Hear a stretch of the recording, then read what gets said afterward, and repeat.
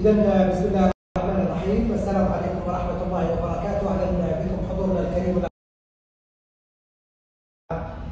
بطل المملكة العربية السعودية منذ أن تم تأسيس البطولة وإطلاقها في عام 2019، سائق جميل لرياضة المحركات، والفائز أيضا بالجولة الأولى من البطولة في حائل، واللي أصبح متصدر والفائز أيضا برالي تبوك العام الماضي. الحديث عن الكابتن أكيد غير مجهول، الكابتن يزيد الراجحي. أهلا بك محمد، يعطيك العافية. اليوم السنة الثانية على التوالي تتواجد على عرض تبوك الورد، يعني إيش الاستعدادات في هذه النسخة؟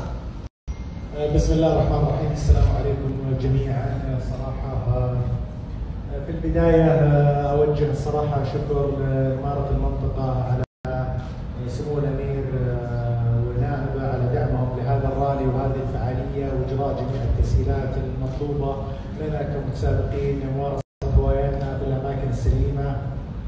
وللتعريف لمنطقة تبوك، ما شاء الله منطقة طبعا غنية عن التعريف ولكن فوق البيع، فما شاء الله تبارك الله دور الاتحاد دور كبير. وبهذه المناسبة الصراحة أشكر الصراحة سريعة جدا.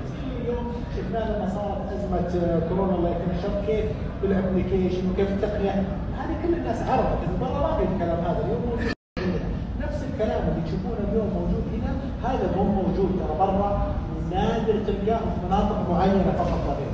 فالرالي متعوب عليه ومصروف عليه ونشتغل عليه بشغل الصراحة مميز. وسائل السلامة والجراحات والجهد اللي قاعدين يكون فيه الدفاع المدني والامن، تلقوا مدير الشرطة جاي على ستارت